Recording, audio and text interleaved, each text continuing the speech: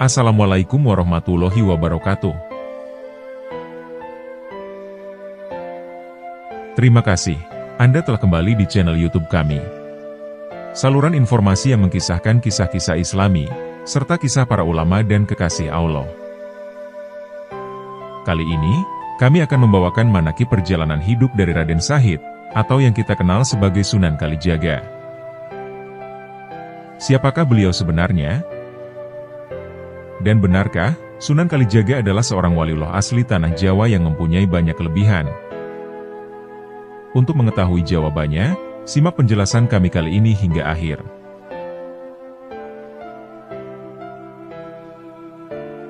Sunan Kalijaga adalah salah satu ulama dari anggota Wali Songo, yang dikenal paling luas pengaruh dan cakupan dakwahnya di tanah Jawa. Ketika berdakwah, Sunan Kalijaga dikenal sebagai sosok pendakwah yang mempunyai ide-ide kreatif. Beliau berhasil mengintegrasikan unsur-unsur budaya lokal, untuk menyentuh dan menarik hati masyarakat Jawa terhadap ajaran Islam. Sebagai seorang waliullah besar, beliau dikaruniai Allah Subhanahu wa Ta'ala suatu kelebihan, atau yang biasa disebut dengan karomah. Karomah adalah sesuatu peristiwa luar biasa yang terjadi pada kekasih Allah atau waliullah. Allah akan memunculkan karomah pada diri seorang hamba yang memiliki kebaikan, selalu mengikuti ajaran Nabi, berakidah, serta beramal secara benar. Baik orang tersebut mengetahui ataupun tidak. Tujuan adanya karomah adalah sebagai bantuan, dukungan, dan pertolongan kepada hamba tersebut, atau untuk mengokohkannya dalam keimanan. Karomah bisa terjadi dalam urusan agama atau duniawi.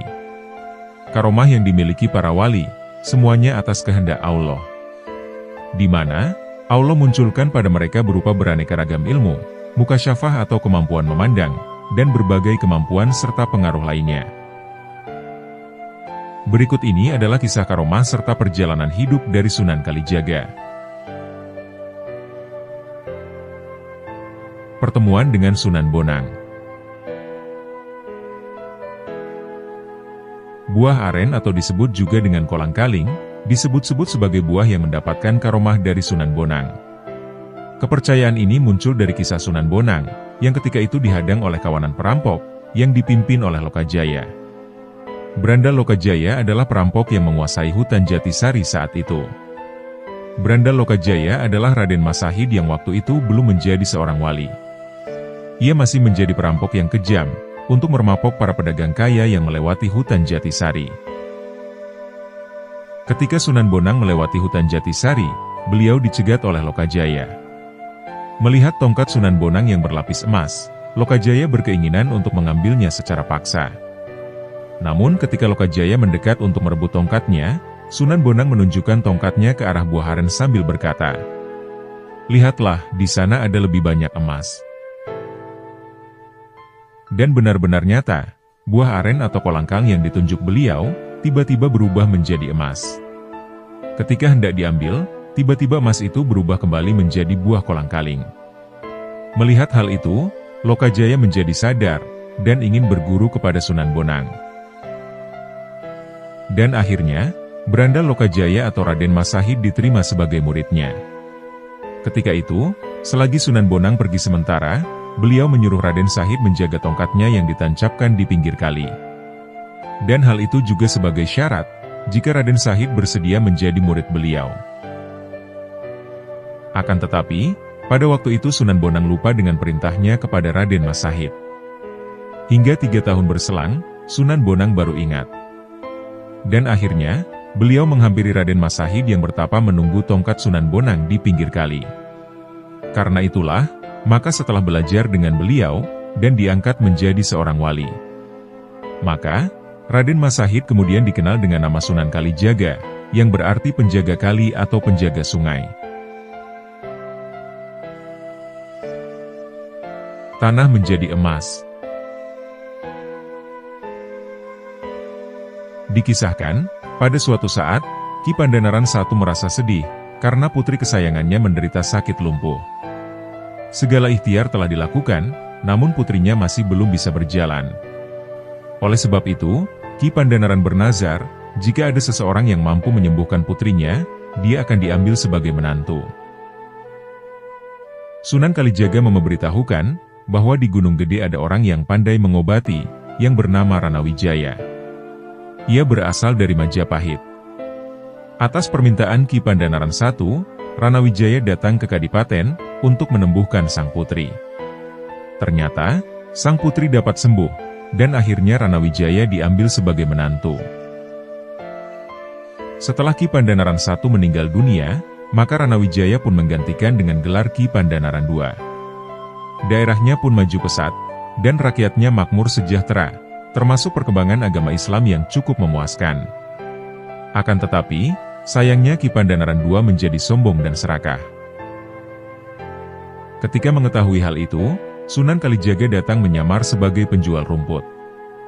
Maka menghadaplah Sunan Kalijaga menawarkan rumput kepada Pandanaran II. Saat tawar-menawar, Sunan Kalijaga selalu menyisipkan peringatan terhadap perilaku Ki Pandanaran II yang telah menyimpang dari ajaran agama Islam. Berkali-kali Sunan Kalijaga memberi peringatan, namun tidak digubrisnya. Akhirnya, Sunan Kalijaga menunjukkan kesaktiannya. Beliau pun mencangkul tanah, dan setiap tanah yang dicangkulnya berubah menjadi sebongkah emas, lalu diberikannya kepada Ki Pandanaran II. Tentu saja Ki Pandanaran II terheran-heran terhadap kesaktian seorang penjual rumput. Dan ternyata, sang penjual rumput itu adalah Sunan Kalijaga. Menyadari hal itu, maka Ki Pandanaran II bersujud dan bertobat. Pandanaran II juga bersedia melepaskan kedudukannya sebagai adipati, dan dia ingin berguru kepada Sunan Kalijaga. Sunan Kalijaga pun menyanggupinya untuk mengajarkan ilmu di Gunung Jabalkat. Dengan syarat, perjalanan yang ditempuh tidak boleh membawa harta benda. Setelah bulat tekadnya, Pandanaran bersama istrinya meninggalkan Semarang, dan menuju ke Gunung Jabalkat. Tak mempan dibakar api. Sunan Kalijaga dikisahkan tidak mempan dibakar api. Dikisahkan, ketika beliau di Cirebon, ia menyamar jadi santri tua yang bernama Kiai Marbot. Saat itu, dia disuruh untuk menjadi imam sholat Jumat. Namun, alih-alih menjalankan perintah, ia malah terdiam seperti patung. Karena tingkahnya yang dianggap menistakan agama, Panembahan Ratu menghukum Kiai Marbot dengan cara melemparkannya di atas bara api besar. Namun, ternyata tubuhnya tidak mempan dibakar. Dan saat ditelusuri, sosok santri tua tersebut adalah jelmaan Sunan Kalijaga. Menghidupkan hewan yang telah mati. Dalam suatu cerita, atas kehendak Allah, Sunan Kalijaga dapat menghidupkan kembali ayam tukung, yaitu ayam panggang yang telah hilang brutunya. Dalam kisah yang lain, beliau juga pernah menghidupkan ikan yang telah mati. Atas kehendak Allah, Sunan Kalijaga dapat menghidupkan ikan gurameh yang tinggal tulangnya saja, karena dagingnya sudah dimakan. Bertemu Nabi Khidir. Atas kehendak Allah, Sunan Kalijaga dapat bertemu dan berguru pada Nabi Khidir alaihi salam. Beliau bertemu di Lulmat Agaib, yang menjelma menjadi bocah bajang, atau anak kecil. Saat itu, Nabi Khidir alaihi salam memberi ujangan tentang nafsu lawah, amarah, sufiyah, dan mutmainah.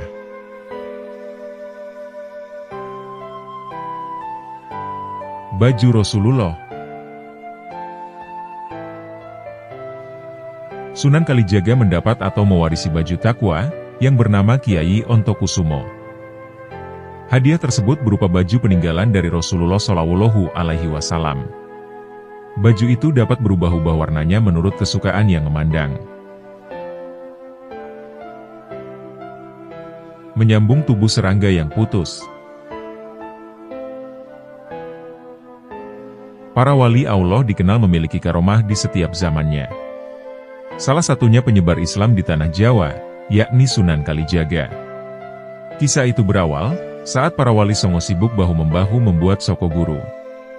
Bahan yang digunakan yaitu dari gelondongan kayu jati, yang seragam ukuran, motif atau modelnya, demi mewujudkan berdirinya Masjid Agung atau Masjid Jamik Demak Bintoro. Diketahui, Hari itu adalah hari Kamis, dan keesokannya harinya adalah hari Jumat. Maka, Masjid Jamik akan segera dipakai menunaikan sholat jamaah Jumat. Namun, Sunan Kalijaga belum menampakkan batang hidungnya. Pada sore hari, Sunan Kalijaga baru menampakkan dirinya. Melihat soko guru dari para koleganya sudah rampung, maka Sunan Kalijaga berpikir keras, bagaimana caranya agar ia dapat merampungkan tugasnya. Ia tetap optimis, dan dapat mengerjakan tugasnya dengan baik. Insya Allah, saya akan mengerjakan tugas ini dengan baik. Begitu jawab Sunan Kalijaga, ketika mendapat pertanyaan-pertanyaan seputar tugasnya.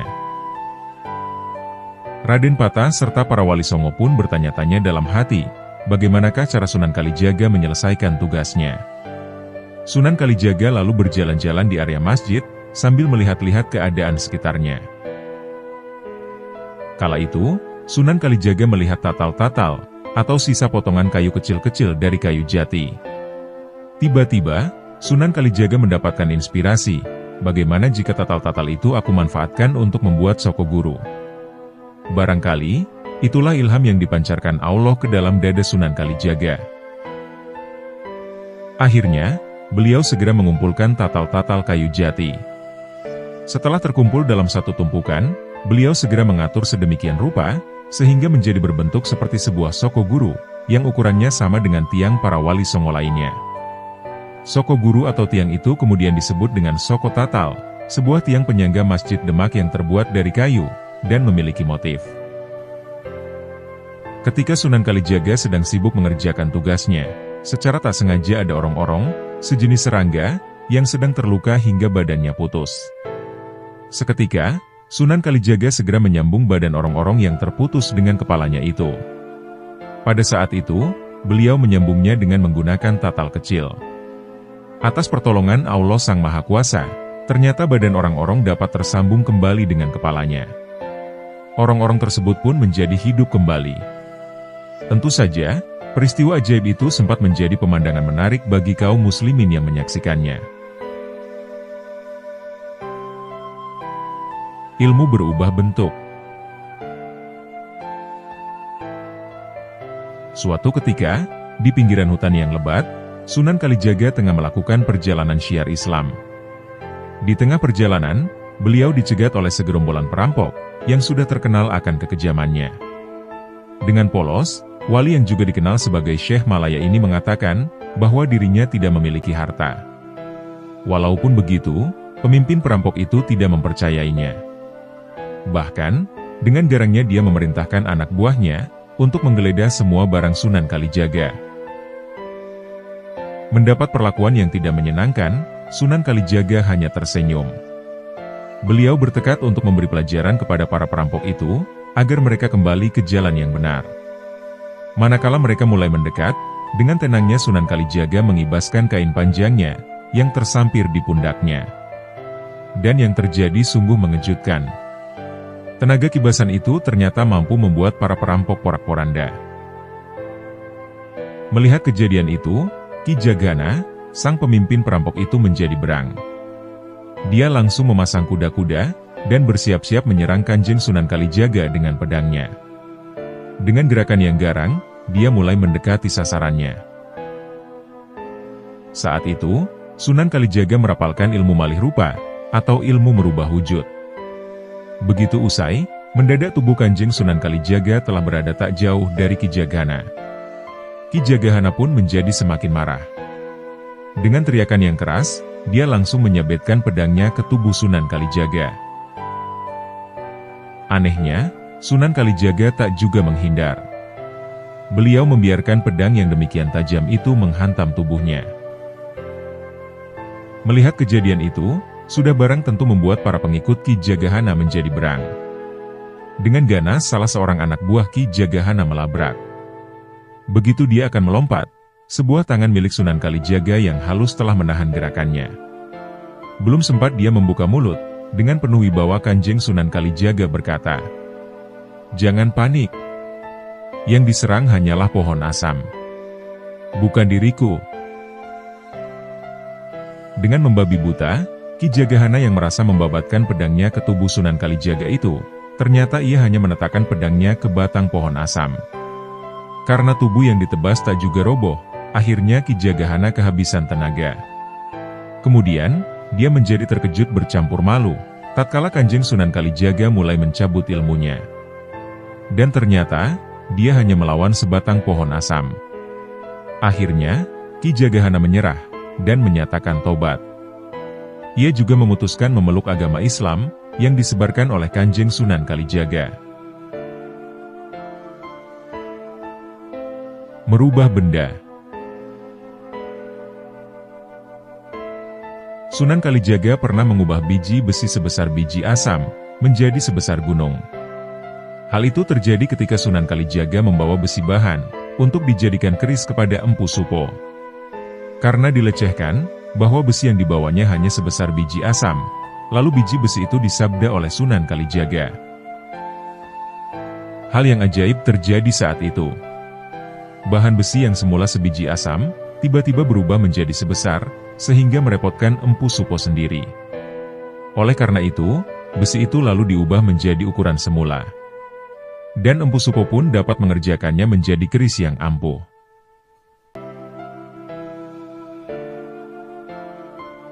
Sang Penjaga Kali. Masyarakat Cirebon memiliki versi yang berbeda tentang kisah Sunan Kalijaga. Yaitu, nama Kalijaga berasal dari desa Kalijaga di Cirebon. Konon, Sunan Kalijaga berdiam di sana. Diketahui, beliau sering berendam di sungai, atau kali. Sehingga, beliau dijuluki Penjaga Kali, atau Sang Penunggu Sungai. Adapun versi lainnya yang menyatakan, bahwa Sunan Kalijaga pernah menunggu tongkat Sunan Bonang di tepi sungai. Apapun versinya, yang jelas Sunan Kalijaga selalu memiliki hubungan yang sangat erat dengan sungai. Selanjutnya, kaidah ini berkembang menjadi sebuah ritual kungkum atau berendam. Ritual ini merupakan teknik ritual pernapasan tenaga dalam dan kebatinan, yang akan memudahkan seseorang untuk membangun kerohanian seseorang.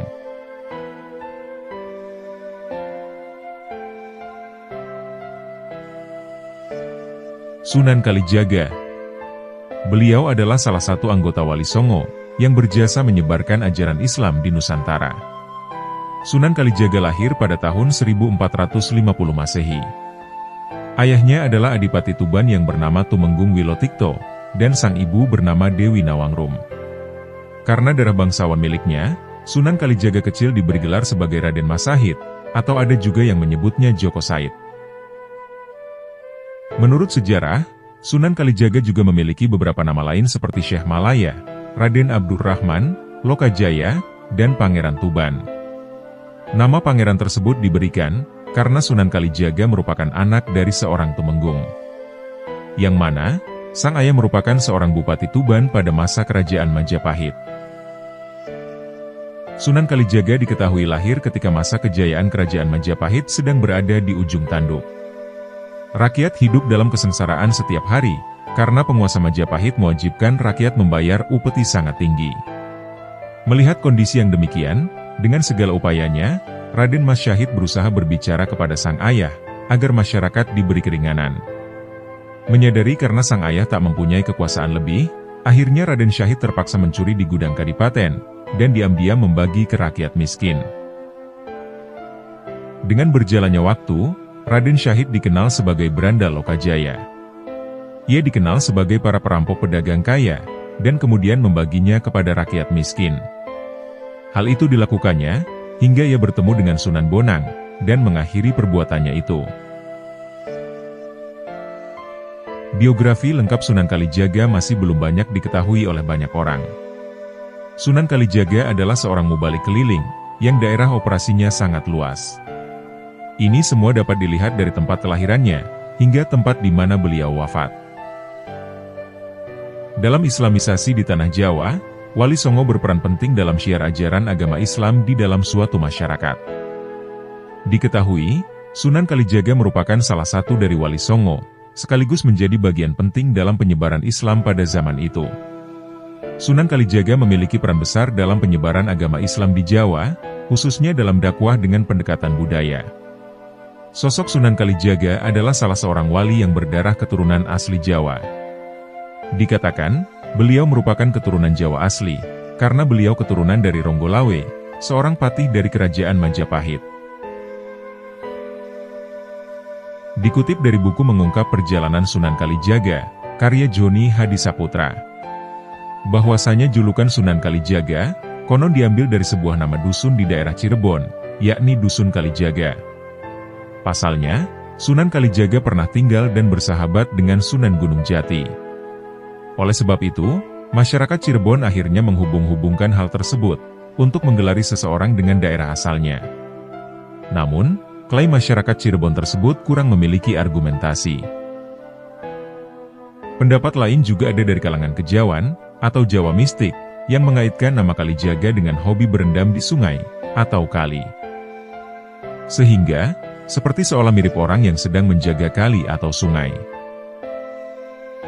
Riwayat kejawan lain juga muncul, karena Sunan Kalijaga pernah disuruh oleh Sunan Bonang untuk bertepi di kali selama bertahun-tahun.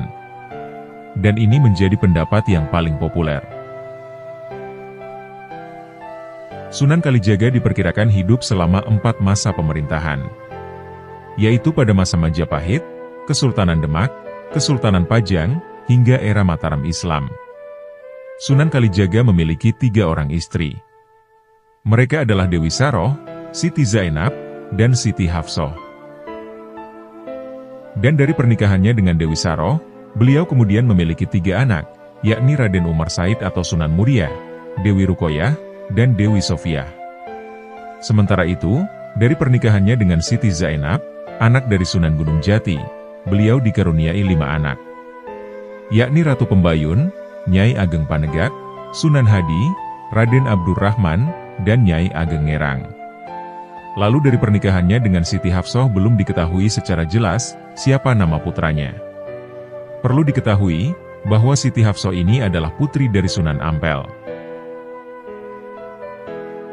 Menurut riwayat sejarah, nama kecil dari Sunan Kalijaga adalah Raden Sahid. Sunan Kalijaga sejak kecil sudah diperkenalkan akan agama Islam oleh guru agamanya. Tujuannya adalah supaya nilai-nilai dasar Islam dari Al-Quran dan hadis Rasulullah, dan dapat menjadi pedoman hidup beragama yang baik bagi Sunan Kalijaga. Selain itu, sejak kecil beliau juga telah diajarkan untuk memiliki jiwa kepemimpinan, terutama dalam menyelesaikan suatu permasalahan. Terbukti, beliau selalu menjadi pemimpin atau pencetus ide, ketika ia tengah bermain dengan teman-teman sebayanya. Namun, beliau tidak pernah merasa sombong, dan tetap merasa rendah hati. Sehingga, sosok Sunan Kalijaga muda sangat disukai oleh teman-temannya. Ayah dari Sunan Kalijaga adalah Adipati Aryo Wilotikto. Ia adalah sosok pemimpin yang terkenal kejam, dan sangat taklid terhadap pemerintahan pusat Majapahit yang menganut agama Hindu, meskipun dirinya adalah seorang Muslim. Ayah Sunan Kalijaga tak segan untuk meminta pajak yang tinggi, tanpa memberikan kesejahteraan kepada rakyatnya. Oleh sebab itu, Sunan Kalijaga mulai memberanikan diri untuk membangkang, dan tidak setuju terhadap segala keputusan dan kebijakan yang dikeluarkan oleh ayahnya. Hingga akhirnya, Sunan Kalijaga membongkar lumbung kadipaten, dan kemudian membagikan seluruh padi dan beras yang ada di dalamnya. Rakyat miskin yang berada di bawah kekuasaan ayahnya, akhirnya mendapat bantuan dari Sunan Kalijaga. Akan tetapi, kegiatan Sunan Kalijaga tersebut tak berlangsung lama. Sang ayah, Adipati Aryo Wilotikto mengadakan sidang, dan akan mengadili Sunan Kalijaga. Karena anaknya sendiri, Sunan Kalijaga, ia terbukti telah merusak lumbung padi ayahnya. Pada saat itu, Sunan Kalijaga memberikan alasan, bahwa semua yang dilakukannya berlandaskan ajaran Islam. Menurutnya, sang ayah terlalu menumpuk harta untuk dirinya, sedangkan rakyatnya kelaparan dan menderita.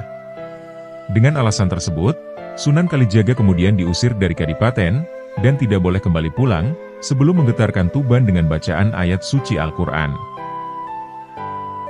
Setelah diusir dari istana, ia tetap melanjutkan misinya, untuk mensejahterakan rakyat miskin. Akan tetapi, cara Raden Sahid mendapatkan uangnya adalah dengan cara merampok. Namun dalam misi merampoknya, Sunan Kalijaga hanya merampok rumah orang yang terkenal kaya. dan beliau juga hanya membegal para pedagang kaya yang sedang melintas. Setelah mendapatkan hasil, beliau kemudian membagikan curiannya secara adil kepada rakyat yang kurang mampu. Maka dari itu, Sunan Kalijaga dijuluki sebagai Branda Lokajaya, atau sang perampok yang budiman. Akan tetapi, setelah bertemu dengan Sunan Bonang, semua perilaku dari Joko Said pun berubah. Hal ini bisa terjadi, lantaran ia telah dinasehati oleh Sunan Bonang. Bahwasanya, Allah tidak akan menerima amal yang buruk dari hambanya. Seusai pertemuannya dengan Sunan Bonang, Raden Shahid pun bersedia menjadi murid Sunan Bonang, sekaligus mendalami ilmu agama Islam. Namanya pun berubah, yang awalnya bernama Raden Shahid, kemudian menjadi Sunan Kalijaga, setelah bertapa 3 tahun di pinggir sungai. Setelah menimba ilmu agama yang cukup lama, dan dinilai cukup mumpuni menurut sang guru, kemudian Sunan Kalijaga dilepas untuk berdakwah, dan mengamalkan ilmu agama Islam yang dimilikinya. Bukan itu saja, Raden Shahid juga menjelma menjadi seorang ulama besar yang bijaksana. Dakwah dari Sunan Kalijaga memiliki ruang lingkup yang paling luas, di antara para wali songo lainnya. Diriwayatkan, Sunan Kalijaga sukses menyebarkan ajaran agama Islam di tanah Jawa, dengan cara menggabungkan unsur tradisi Jawa. Pada saat itu, Sunan Kalijaga memberikan sentuhan agama Islam pada seni dan budaya Jawa. Salah satu contohnya adalah, dengan menyampaikan kisah-kisah agama Islam melalui pewayangan. Hal tersebut didasari oleh pendapat beliau, yang mengatakan, bahwa akan sulit jika memaksakan untuk mengubah kepercayaan masyarakat. Oleh karena itu, beliau membiarkan budaya mereka tetap ada, dengan tetap menyelipkan ajaran-ajaran Islam secara perlahan. Oleh sebab itulah, tak heran jika banyak karya beliau yang terkenal. Seperti misalnya adalah seni wayang kulit, dan cerita-cerita yang membahas ajaran agama Islam. Sunan Kalijaga berdakwah dengan cara kreatif. Beliau tidak langsung memaksakan syariat Islam secara keras. Sebaliknya, beliau menggunakan pendekatan yang lembut, bijaksana, dan menyentuh hati. Sunan Kalijaga menghormati budaya lokal, dan mengadaptasinya dengan nilai-nilai Islam. Menurut riwayat, Sunan Kalijaga juga menjadi penasihat dan guru bagi para raja di Pulau Jawa. Mulai dari Sultan Demak, Sultan Pajang, hingga Raja Mataram Islam, Panembahan Senopati. Namun, di balik keagungan Sunan Kalijaga, ada satu misteri yang masih belum terpecahkan, yaitu mengenai usianya. Tidak ada sumber sejarah yang akurat tentang tanggal lahir dan wafatnya Sunan Kalijaga. Meski begitu, ada beberapa pendapat yang berbeda tentang hal ini. Pertama, Sunan Kalijaga diriwayatkan berumur 142 tahun. Beliau lahir pada tahun 1450 Masehi dan wafat pada tahun 1592 Masehi. Ini adalah perkiraan berdasar buku berjudul Sunan Kalijaga, atau Raden Shahid, karya Yoyok Rahayu Basuki. Kedua, usia Sunan Kalijaga adalah 139 tahun. Beliau lahir pada 1430 Masehi dan wafat pada tahun 1549 Masehi. Perkiraan ini berdasarkan buku berjudul Sunan Kalijaga dan Mitos Masjid Demak, karya Dr. Fairuz Sabik. Ketiga, Sunan Kalijaga berumur lebih dari 200 tahun. Dasarnya diperoleh dari catatan Babat Tuban. Dalam catatan itu menyebut, bahwa Sunan Kalijaga pernah bertemu dengan Raja Majapahit terakhir, yakni Prabu Brawijaya V. Selain itu, Kanjeng Sunan juga pernah menjadi penasihat Panembahan Senopati, Raja Mataram Islam. Walhasil, usia Sunan Kalijaga diperkirakan lebih dari 200 tahun. Dari beberapa teori tersebut, terlihat ada perbedaan yang besar mengenai usia Sunan Kalijaga. Hal ini mungkin disebabkan oleh kurangnya sumber sejarah yang otentik dan akurat. Lantas, bagaimana dengan kisah wafatnya Sunan Kalijaga? Menurut beberapa sumber, Sunan Kalijaga wafat setelah menyelesaikan pembangunan Masjid Agung Demak. Beliau kemudian dimakamkan di Kadilangu, yang menjadi bukti bersatunya para ulama dan umaro. Kadilangu dan Masjid Agung Demak seakan tak terpisahkan dengan sejarah Islam di Jawa. Versi lain menyebutkan, bahwa Sunan Kalijaga wafat karena sakit kepala. Menurut naskah Mertasinga, Di hari tuanya Sunan Kalijaga tinggal di Istana Kesultanan Cirebon. Pada suatu hari, Sunan Kalijaga menderita sakit kepala. Beliau ditemani dua punakawan setianya, Ki Mamak dan Ki Cengal. Sakit Kanjeng Sunan ternyata semakin parah, hingga akhirnya wafat pada tanggal 10 Muharram. Kedua pengawalnya tersebut lantas melaporkan kabar ini kepada Sultan Cirebon, yakni Panembahan Ratu, cicit dari Sunan Gunung Jati. Panembahan Ratu kemudian menyempurnakan jenazah Kanjeng Sunan Kalijaga. Ada yang meriwayatkan, Sang Sultan hanya menemukan kain Kanjeng Sunan saja. Ada pula yang menceritakan, bahwa Panembahan Ratu memakamkannya di Kadilangu. Terlepas dari hal itu, hingga saat ini makam Sunan Kalijaga di Kadilangu selalu ramai didatangi para peziarah. Mereka senantiasa datang untuk mendoakan sosok wali besar di tanah Jawa, yang dikenal sangat toleran dan penuh kasih. Sampai saat ini pun, beliau masih dihormati oleh umat Islam di Indonesia, khususnya di tanah Jawa.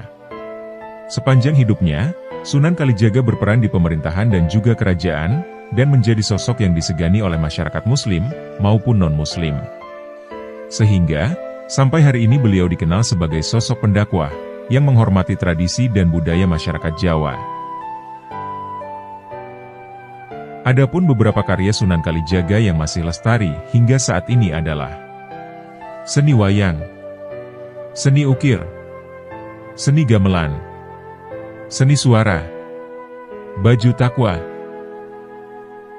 Adapun beberapa peninggalan dari Sunan Kalijaga yang masih lestari hingga saat ini adalah Masjid Kedondong Kulon Progo, Tuksi Beduk, Sendang Kasihan, Sendang Kemuning. Demikianlah manakib serta kisah karomah dari Sang Raden Shahid, atau yang kita kenal sebagai Sunan Kalijaga. Semoga Allah Subhanahu wa Ta'ala mengumpulkan kita dengan para kekasihnya, di dunia maupun akhirat. Semoga kita dapat meneladani kepribadian akhlak para kekasih Allah, serta mengambil hikmah dari kisah-kisahnya. Dan semoga dengan apa yang telah kami sampaikan, dapat menambah ketakwaan kita kepada Allah Subhanahu wa Ta'ala. Menundukkan seorang perampok Madura. Sunan Kalijaga, seorang waliullah yang terkenal akan kesaktiannya. Beliau pernah berhasil menundukkan sosok perampok paling ditakuti di Madura, yakni Cakrajaya. Sebelum menjadi seorang wali dan penyebar agama Islam, Sunan Kalijaga dikenal sebagai perampok yang disegani di Pulau Jawa. Raden Shahid memutuskan bertaubat, mendalami ajaran Islam, dan mengakhiri masa kelamnya sebagai perampok. Namun, kehebatan nama Sunan Kalijaga membawanya ke berbagai daerah, termasuk Pulau Madura. Di wilayah Madura, terdapat seorang perampok yang sangat dikenal dan ditakuti, yaitu Cakrajaya. Ketika Cakrajaya mendengar tentang Sunan Kalijaga, atau yang juga dikenal sebagai Lokajaya, dia merasa penasaran. Dan ia ingin sekali menemui sosok tersebut, yang katanya masih terlibat dalam kegiatan gelap. Menurut kisah dalam buku Kesakitan dan Tarekat Sunan Kalijaga karya Rushdie Anwar, bahwasanya Sunan Bonang yang menjadi guru Sunan Kalijaga saat itu, beliau memberitahu bahwa ada seseorang yang mungkin berniat jahat terhadap Sunan Kalijaga. Sunan Bonang meminta agar Sunan Kalijaga membersihkan hati Cakrajaya sebelum mereka berdua bertemu. Suatu hari, Sunan Kalijaga berjalan di sebuah perkampungan di Madura. Saat itu, ia bertemu dengan warga setempat yang sedang melakukan kegiatan sehari-hari. Sambil berjalan, Sunan Kalijaga menyanyikan syair-syair indah, sehingga salah satu warga terpukau. "Sangat bagus syairnya," ujar warga tersebut kepada Sunan Kalijaga. Tak diketahui oleh warga tersebut, bahwa sosok yang menyanyikan syair-syair itu adalah Sunan Kalijaga. Sunan Kalijaga kemudian menjawab, "Jika kamu mencari seseorang, maka akulah yang kamu cari." Ternyata, warga itu adalah Cakrajaya, perampok yang berniat menemui Sunan Kalijaga. Mendengar jawaban Sunan Kalijaga, Cakrajaya merasa sangat terkejut, karena Sunan Kalijaga mengetahui maksud kedatangannya. Cakrajaya kemudian menjawab, "Bagaimana mungkin, engkau adalah Lokajaya yang saya cari?" Pakaianmu tidak seperti perampok, tapi seperti orang berdakwah saja. Kemudian Raden Syahid menjawab, inilah diriku sekarang. Aku telah meninggalkan masa laluku. Jika kamu memiliki keperluan padaku, bersihkanlah dulu hatimu. Ujar Sunan Kalijaga. Mendengar jawaban Sunan Kalijaga, Cakrajaya tertegun dan mengagumi kebijaksanaan wali ini. Meskipun sebelumnya mereka tidak pernah bertemu, Cakrajaya sangat yakin bahwa Sunan Kalijaga adalah sosok yang luar biasa. Akhirnya, Cakrajaya memutuskan untuk menjadi murid Sunan Kalijaga. Akan tetapi, Sunan Kalijaga menetapkan satu syarat kepada Cakrajaya. Dia diminta pergi ke hutan untuk merenungi dosa-dosanya. Cakrajaya pun pamit kepada Sunan Kalijaga dan pergi ke hutan untuk bertapa. Kisah riwayat mencatat bahwa Cakrajaya bertapa selama 44 tahun. Setelah waktu bertapa selesai, Sunan Kalijaga mengunjungi Cakrajaya. Namun, karena hutan yang begitu lebat, sehingga sulit menemui Cakrajaya. Sunan Kalijaga akhirnya membakar hutan itu. Setelah api reda, dia melihat Cakrajaya masih duduk bersila dengan pakaian terbakar, akan tetapi tubuhnya tidak terluka. Sunan Kalijaga kemudian membangunkan Cakrajaya dan mengajarkan ilmu agama kepadanya. Cakrajaya kemudian diminta untuk membangun sebuah desa yang letaknya di atas tanah bekas dia bertapa dan terbakar. Nama Cakrajaya pun berubah menjadi Kiai Geseng, yang artinya terbakar gosong. Dan desa tersebut kemudian dikenal dengan nama Desa Geseng, sebuah desa kuno di wilayah Tuban, Jawa Timur.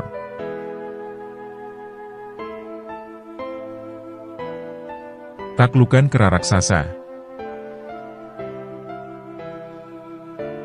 Sunan Kalijaga salah satu penyebar agama Islam di Pulau Jawa, konon memiliki kesaktian.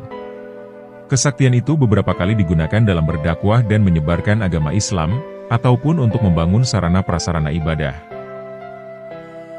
Suatu waktu, Sunan Kalijaga diutus Sultan Demak untuk mencari kayu jati dengan kualitas terbaik di hutan belantara. Kayu itu konon akan digunakan untuk pembangunan masjid, sebagai sarana penyebaran agama Islam di suatu daerah. Dengan senang hati, Sunan Kalijaga pun menjalankan perintah tersebut. Beliau pergi ke sebuah hutan lebat di kawasan Gunung Pati, sebagaimana dikutip dari buku Kesakitan dan Tarekat Sunan Kalijaga, tulisan Rusdi Anwar. Konon, hutan itu sangatlah lebat, dengan pohon-pohon jati yang tumbuh subur. Namun sesuai perintah Sultan Demak, Sunan Kalijaga diminta untuk mencari pohon jati yang paling besar, dan yang paling bagus. Sayangnya, setelah menemukan pohon jati yang dimaksud, ternyata pohon itu menjadi sarang kera-kera berukuran besar. Nampak kera-kera itu bergelantungan di setiap rantingnya. Pada waktu Sunan Kalijaga sampai di tempat itu, kera-kera tersebut merasa terkejut, dan satu persatu turun, seakan-akan siap menyerang Sunan Kalijaga. Kera-kera itu rupanya merasa terganggu dengan kehadiran Sunan Kalijaga. Melihat kondisi seperti itu, Sunan Kalijaga kemudian mencari sungai, yang lokasinya tak jauh dari pohon. Setelah menemukan sungai, beliau lalu berwudhu. Setelahnya, pria bernama asli Raden Syahid ini lantas berdoa kepada Allah, agar kera-kera raksasa penghuni pohon tersebut tidak mengganggu, bahkan mematuhi perintahnya. Tak disangka-sangka, kera-kera yang berjumlah banyak itu turun dari atas pohon, dan tiba-tiba duduk berbaris di hadapan Sunan Kalijaga. Sang waliullah ini pun merasa takjub dan bersyukur. Sunan Kalijaga pun dibuat kian takjub, saat kera-kera itu bisa berbicara layaknya manusia. "Kami siap tunduk pada perintahmu," ucap kera-kera tersebut. Mengetahui para kera itu berkumpul di hadapannya, Sunan Kalijaga pun menyampaikan maksud tujuannya. Dia berbicara kepada para kera, bahwa dia diperintahkan untuk mencari dan mengambil pohon jati yang besar, untuk digunakan membangun masjid. Sunan Kalijaga pun berharap, agar para kera ini mengikhlaskan pohon jati itu untuk pembangunan masjid, yang kelak menjadi bagian syiar agama Islam. Kera-kera itu kemudian mengikhlaskan dan mau membantu Sunan Kalijaga. Akan tetapi mereka juga meminta syarat, agar diizinkan untuk menjadi pengikut Sunan Kalijaga, serta dibiarkan ikut ke Demak. Sunan Kalijaga pun merasa keberatan dengan syarat yang disampaikan kera. Sunan Kalijaga pun menjelaskan kepada para kera agar tidak ikut ke Demak. Sebagai gantinya, Sunan Kalijaga menanam 2 pohon jati di depan sebuah gua yang terdapat di hutan tersebut. Kera-kera itu pun kemudian mematuhi perintah Sunan Kalijaga. Gua itu konon sekarang bernama Gua Kreo atau Gua Tempat Kera. Gua itu menjadi salah satu tempat wisata yang ada di Semarang, tepatnya di salah satu kecamatan Gunung Pati. Di mana kawasan itu dulunya merupakan kawasan hutan Gunung Pati. Sampai saat ini pun, di gua ini masih berkeliaran kera-kera yang jinak dan bergaul akrab dengan para wisatawan. Kera-kera tersebut diakini merupakan keturunan kera-kera yang dulu pernah berhubungan dengan Sunan Kalijaga.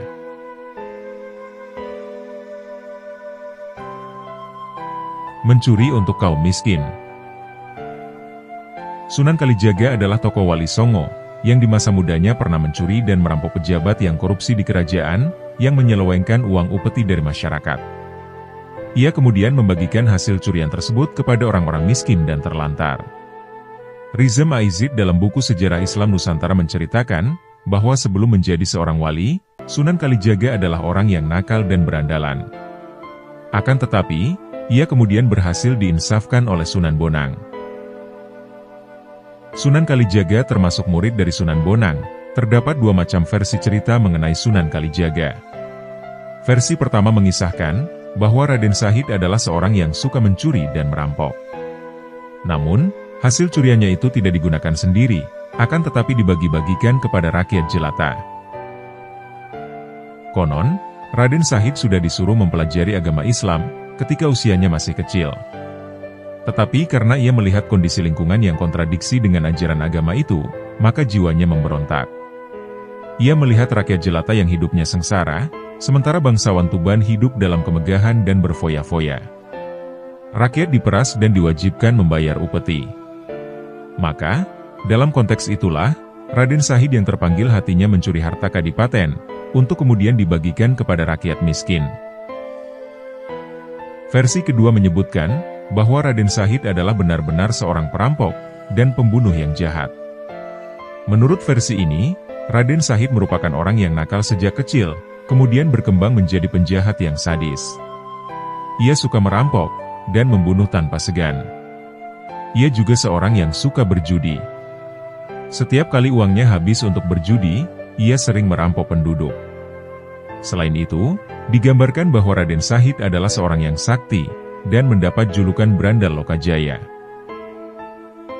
Dikisahkan pula oleh Joni Hadisaputra, dalam buku mengungkap perjalanan Sunan Kalijaga. Bahwasanya Raden Sahid lahir saat kejayaan Majapahit mulai memudar, hingga membuat rakyat dari hari ke hari semakin hidup dalam kesengsaraan. Hal tersebut rupanya tidak dipahami, dan dipedulikan oleh penguasa Majapahit. Raden Sahid kemudian tumbuh menjadi seorang pemuda yang merasa prihatin pada keadaan masyarakat. Terlebih, sebagai seorang putra adipati, Raden Sahid merasa memiliki tanggung jawab. Hingga akhirnya, membuatnya memutuskan untuk menjadi seorang pencuri. Tempat pertama yang ia jarah adalah gudang kadipatennya sendiri. Berbagai bahan makanan yang ia ambil dari gudang tersebut, secara diam-diam ia bagikan kepada seluruh masyarakat yang membutuhkan. Masyarakat pun tidak ada yang tahu, siapa yang membagikan bahan makanan tersebut. Kejadian seperti ini terus berulang-ulang, sehingga masyarakat memberikannya julukan sebagai maling celuring. Arti dari maling celuring ini ialah pencuri yang mencuri bukan untuk dirinya sendiri, tapi untuk dibagikan kepada orang-orang miskin. Setelah pihak pemerintahan mengetahuinya, akhirnya Raden Sahid pun diusir dari istana kadipaten. Ia semakin menjadi-jadi ketika diusir, bahkan mulai merampok orang-orang kaya yang tinggal di wilayah Kadipaten Tuban. Hal ini semakin membuat ayahnya, Tumenggung Wilotikto, kemudian mengusirnya keluar dari wilayah Kadipaten Tuban. Setelah diusir, Raden Sahid masih tetap melakukan hal yang sama. Ia masih aktif merampas orang-orang kaya yang korupsi, dan membagikannya kepada rakyat yang tidak mampu. Namun, ketika bertemu dengan Sunan Bonang, ia akhirnya memutuskan untuk menjadi murid Sunan Bonang. Dari sinilah, Raden Sahid mengetahui bahwa selama ini perbuatannya tidak bisa dikatakan benar dalam Islam. Raden Shahid akhirnya mengetahui bahwa kebenaran dalam Islam adalah kebenaran yang hakiki, mutlak, dan tidak dapat diperdebatkan. Karena ajaran Islam yang benar akan membawa dampak kebaikan untuk siapapun yang menjalankan kebenaran itu.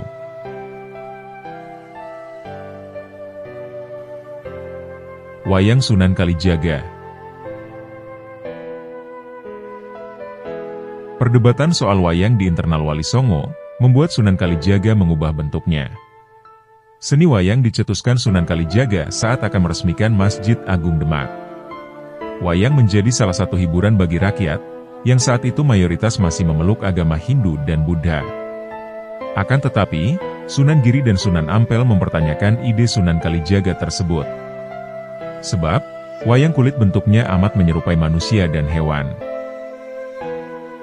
Hal itulah yang disebut Sunan Giri tak boleh dan haram dipertunjukkan, karena bentuk wayang menyerupai makhluk hidup.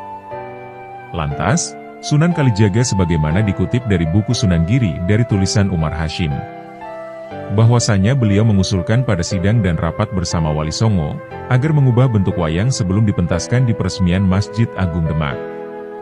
Mendapat usulan tersebut, Sunan Kalijaga lantas mengubah bentuk wayang, yang awalnya menyerupai makhluk hidup, kemudian diubah menjadi wujud yang tidak mirip manusia lagi. Bahkan jika dilihat wujudnya, wayang jauh dari menyerupai bentuk manusia. Tentunya dengan perubahan wujud wayang yang sedemikian rupa ini, agar tidak haram lagi. Para wali pun konon masih terdiam saja, karena memang disengaja oleh Sunan Kalijaga.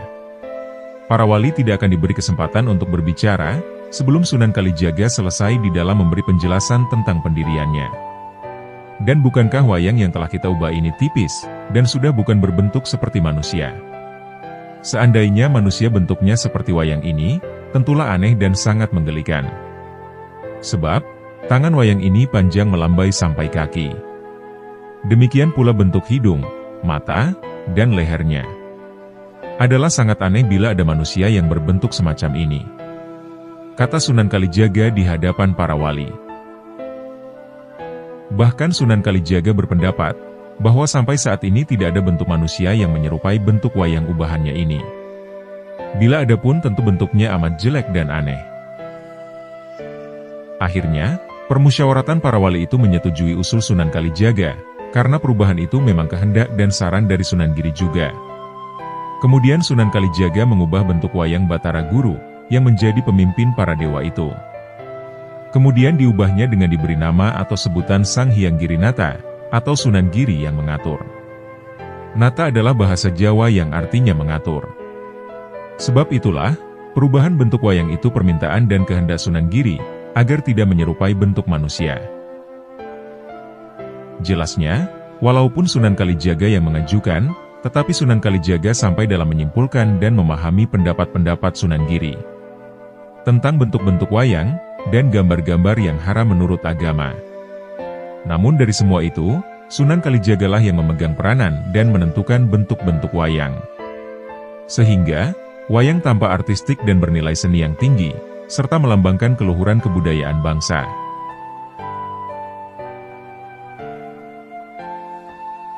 Kewaliannya terdengar hingga Thailand. Karomah kesaktian Sunan Kalijaga konon membuat ajaran Islam tersebar luas hingga di negara Thailand. Beliau merupakan salah satu wali Songo yang menyebarkan agama Islam di Pulau Jawa. Sunan Kalijaga merupakan putra dari Adipati di Tuban, Arya Wilotikto, atau yang dikenal dengan Tumenggung Wilotikto. Namun sebelum menjadi salah satu penyebar agama Islam di Pulau Jawa, Sunan Kalijaga terlebih dahulu berguru kepada Sunan Bonang, saat pertemuan semasa masih menjadi perampok. Periode perjuangan Sunan Kalijaga atau Raden Shahid dalam menyebarkan agama Islam, dimulai saat dia menggantikan seorang pendakwah Islam di tanah Jawa bernama Syekh Subakir, yang kembali ke negara asalnya Persia. Penggantian Syekh Subakir, menjadikan langkah awal Raden Shahid mengikuti jejak para gurunya menyebarkan agama Islam. Sejak itu pula Raden Shahid resmi menjadi anggota Wali Songo, dengan mendapat sebutan Sunan Kalijaga. Dikutip dari buku Kesakitan dan Tarekat Sunan Kalijaga tulisan Rushdie Anwar, Sunan Kalijaga diangkat menjadi Wali Songo pada periode 3, menggantikan peran Syekh Subakir. Ada beberapa pendapat yang menyebut, Istilah Wali Songo itu sendiri sebenarnya adalah tim atau lembaga dakwah Islam yang beranggotakan 9 orang wali. Apabila ada anggota yang meninggal dunia atau kembali ke negara asalnya, wali lain yang akan mencarikan penggantinya. Hal ini terjadi saat Syekh Subakir kembali ke negaranya, yang kemudian digantikan oleh Sunan Kalijaga. Sunan Kalijaga bukan hanya berdakwah di Pulau Jawa saja. Bahkan sebelumnya, Raden Shahid sudah pernah memulai dakwahnya saat berada di daerah Pasai, Semenanjung Malaya, dan bahkan sampai di wilayah Patani, Thailand. Konon saat berdakwah di wilayah Patani, Thailand, sosok Sunan Kalijaga bukan hanya dikenal sebagai penyebar agama Islam saja. Melainkan, beliau juga dikenal masyarakat di sana sebagai tabib hebat, karena mampu menyembuhkan setiap orang. Nama Raden Shahid kian dikenal masyarakat Thailand dan Patani kalau itu, terutama saat Sunan Kalijaga berhasil menyembuhkan penyakit yang diderita Raja Patani. Oleh karenanya, Raden Shahid juga dikenal dengan sebutan Syekh Malaya, atau Syekh Shahid. Sekembalinya ke Tanah Jawa, Sunan Kalijaga kemudian mendapat tugas untuk menyebarkan agama Islam. Beberapa daerah di Pulau Jawa pernah menjadi lokasi Sunan Kalijaga menyebarkan ajaran agama Islam. Ada 3 daerah yang dicatatkan sejarah pernah menjadi lokasi tempat penyebaran agama Islam dari Sunan Kalijaga. Daerah pertama Cirebon, sebagaimana disebutkan di Babat Cirebon. Sekembalinya dari Palembang ke Pulau Jawa, beliau bertahan dan menyebarkan Islam di Cirebon. Sang waliullah ini menetap di sebuah desa, yang kini dinamakan Desa Kalijaga, yang lokasinya 2,5 km ke arah selatan kota. Cerita menarik datang saat awal kedatangan Sunan Kalijaga di Cirebon. Saat itu, Raden Shahid sempat menyamar sebagai tukang sapu bersih masjid atau marbot, di lingkungan Keraton Kasepuhan Cirebon. Tapi hal itu kemudian diketahui oleh Sunan Gunung Jati. Selain Cirebon, wilayah Yogyakarta juga menjadi tempat di mana Sunan Kalijaga menyebarkan agama Islam. Sunan Kalijaga berdakwah Islam tepatnya di daerah Sendang Kasihan. Daerah ini kini berada di Dusun Kasihan, Kelurahan Taman Tirto, Kecamatan Kasihan, Kabupaten Bantul, Yogyakarta. Kadilangu, Demak menjadi daerah yang paling lama ditempati Sunan Kalijaga. Bahkan, konon di daerah ini Sunan Kalijaga membina kehidupan rumah tangga, hingga menghabiskan hidupnya sampai akhir hayat. Di sini, terdapat sebuah situs sejarah, yang diakini berhubungan erat dengan kiprah Sunan Kalijaga. Salah satunya adalah sebuah masjid, yang dinamakan Masjid Sunan Kalijaga. Lokasinya berada desa Kadilangu, Demak, tepatnya beberapa meter ke arah timur kompleks makam Sunan Kalijaga dan makam istri, serta ayahnya Aryo Wilotikto.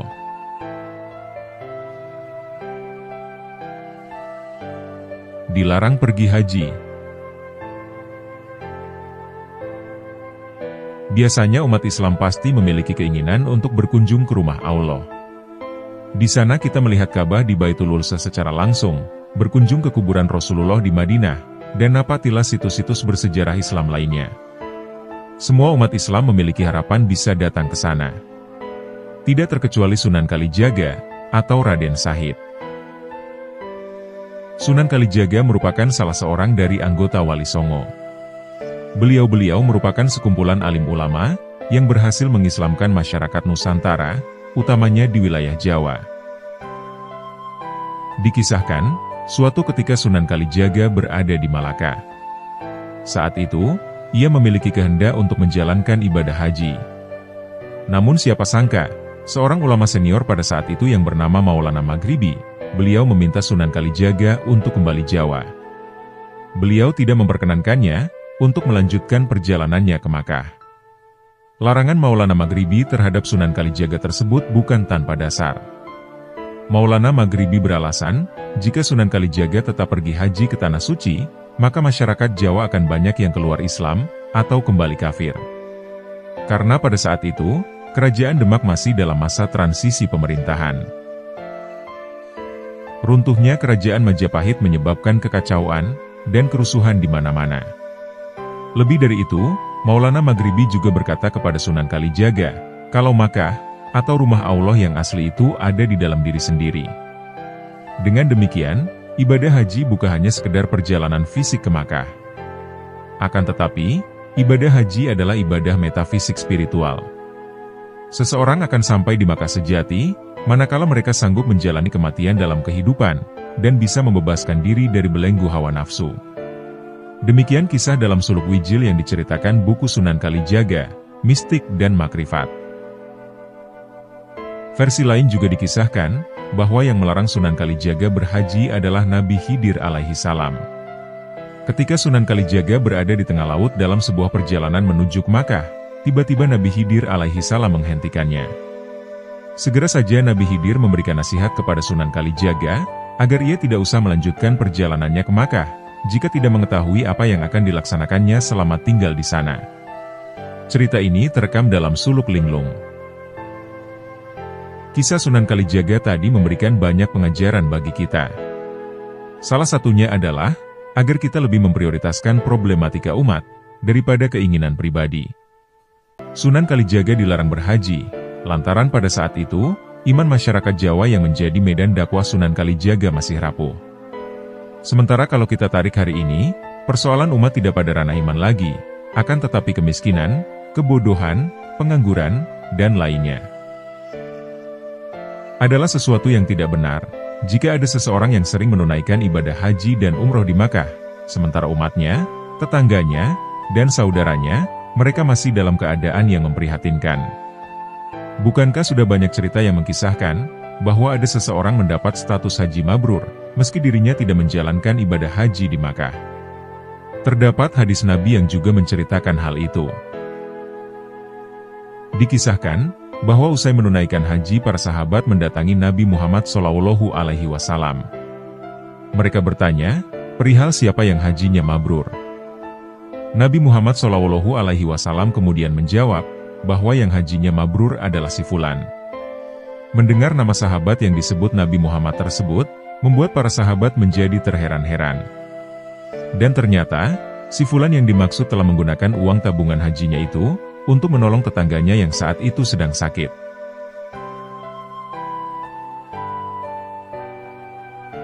Debat Sunan Kalijaga dan Syekh Siti Jenar.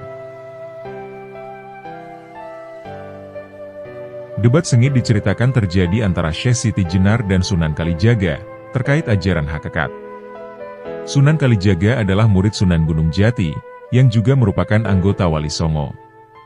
Syekh Siti Jenar dalam banyak sejarah dianggap sesat, karena ia telah menganut ilmu menyatu dengan Tuhan, atau manunggaling kawula lan Gusti. Ilmu tasawuf tentang menyatunya hamba dan Tuhannya itu diajarkan Syekh Siti Jenar ke muridnya. Ilmu tasawuf yang dianut Syekh Siti Jenar adalah tingkat keimanan yang cukup tinggi. Karena orang yang mencapai ilmu hakikat, biasanya jarang bisa dipahami banyak orang. Orang yang mendalami kalimat tauhid secara intensif, pasti ia akan menuju ilmu hakikat.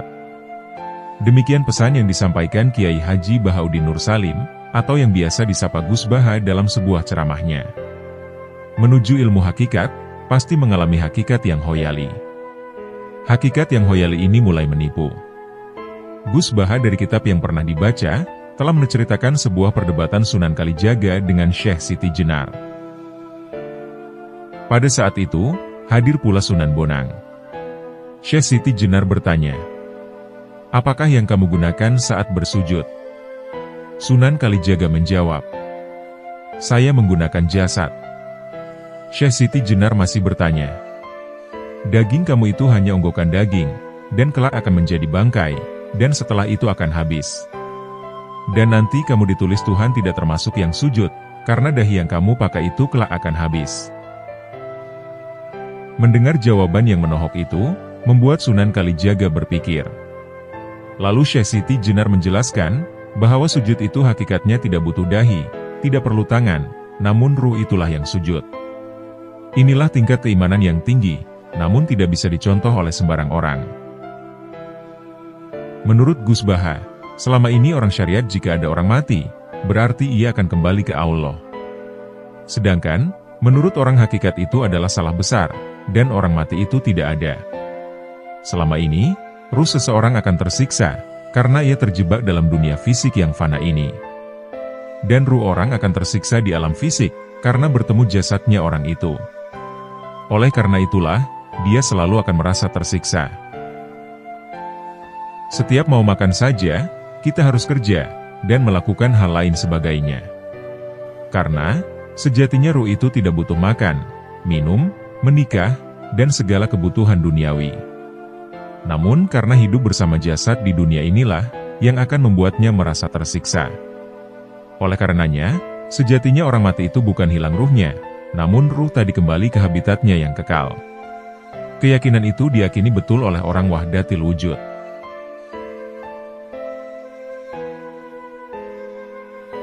Dua pusaka keramat milik Sunan Kalijaga.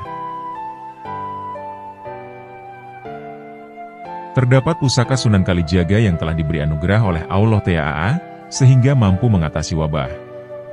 Hal tersebut membuat Sunan Kalijaga dikenal sebagai salah satu wali songo, yang mempunyai ilmu kanuragan, dan ilmu kebatinan tinggi. Pusaka yang dimaksud adalah rompi Ontokusumo, dan keris Kyai Carubuk. Kedua pusaka tersebut hingga sekarang ini masih senantiasa disimpan, dan dijaga oleh anak cucu beserta keturunannya. Bahkan setiap hari raya Idul Adha, atau pada tanggal 10 Zulhijjah, kedua pusaka tersebut dimandikan atau dijamas. Dalam masyarakat umum biasanya hal tersebut dinamakan jamasan. Hal itu dilakukan sesuai dengan wasiat, dan perintah dari Kanjeng Sunan Kalijaga dalam ritual pun. Para anggota yang menjamas pusaka tersebut, ia tidak boleh melihat dengan mata terbuka. Mereka hanya diperbolehkan merendam tangannya ke dalam bokor minyak jamas. Syarat tersebut dilakukan, agar tetap bisa menjaga pusaka dan kesaktiannya, dalam mencegah wabah penyakit. Adapun kekuatan dari kedua masing-masing pusaka tersebut adalah sebagai berikut. Pusaka Sunan Kalijaga yang bisa atasi wabah penyakit yang pertama adalah rompi Ontokusumo. Rompi Ontokusumo adalah sebuah pusaka, yang diyakini memiliki kekuatan luar biasa. Menurut beberapa sumber, rompi ini dibuat dari kulit kambing, yang telah dirajah dengan ayat-ayat Al-Quran oleh Sunan Bonang, yakni salah satu anggota Wali Songo. Rompi ini kemudian diberikan kepada Sunan Kalijaga. Ia lalu menggunakannya, tatkala melawan Nyi Roro Kidul, sang penguasa pantai selatan. Pada zaman itu, pagebluk yang ditimbulkan oleh kejahatan Ratu Pantai Selatan itu, bisa merenggut jiwa siapa saja. Sunan Kalijaga kemudian merasa iba, dengan penyakit yang diderita masyarakat di Jawa. Ada riwayat telah menyebut, bahwa Kanjeng Sunan pun bertarung melawan kekejaman Nyi Roro Kidul, namun kemudian mengalami kekalahan. Setelah kekalahan itu, Sunan Kalijaga kemudian mendapatkan wangsit untuk menghatamkan Al-Quran di Masjid Demak, dengan disaksikan anggota Wali Songo lainnya. Konon, setelah menghatamkannya, para Wali Songo kemudian menemukan kulit kambing pada hari Kamis Legi, atau malam Jumat Pahing. Kulit kambing tersebut dibuat menjadi rompi, dengan rajahan oleh Sunan Bonang. Rompi inilah yang kemudian disebut sebagai rompi Ontokusumo. Namun setelah selesai, rompi ini terlalu sempit dikenakan Sunan Bonang. Lalu, dicoba dikenakan oleh para Wali Songo yang lain, dan hanya muat di Sunan Kalijaga. Rompi Ontokusumo kemudian diberikan ke Sunan Kalijaga. Ketika mengenakan rompi ini, Sunan Kalijaga menjadi lebih kuat. Kekuatan yang terkandung dalam rompi Ontokusumo, konon tergolong sangat luar biasa. Bahkan, para sunan pun tak bisa menyimpulkan secara pasti, atas cahaya yang terkandung dalam rompi tersebut. Berdasarkan ceritanya, konon rompi tersebut juga menjadi tameng dalam pertempuran melawan Nyi Roro Kidul, dan berhasil mengalahkan sang ratu. Pusaka yang kedua adalah keris Kyai Carubuk. Keris Kyai Carubuk merupakan sebuah keris yang dibuat oleh Empu Supa, sahabat dari Sunan Kalijaga. Konon, sahabatnya itu kaget, karena diminta membuatkan keris dari bahan yang tidak sewajarnya. Pada saat itu, Sunan Kalijaga membawa sebuah biji besi yang hanya berukuran biji asam. Empu Supa pun kaget, lantaran besi tersebut beratnya tak sebanding dengan ukurannya. Singkat cerita, keris diminta itu pun sudah jadi, dan langsung diserahkan kepada Sunan Kalijaga. Oleh Kanjeng Sunan, keris itu pun diberi nama keris Kyai Carubuk. Keris ini sangat ampuh, dan dapat menangkal wabah penyakit. Dalam kisahnya, keris ini mampu mengalahkan keris setan Kober, yang dimiliki oleh Arya Penangsang, saat pemberontakan Mataram.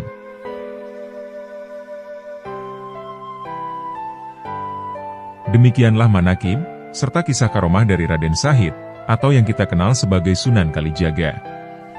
Semoga kita dapat mengambil hikmah dari kisah ini.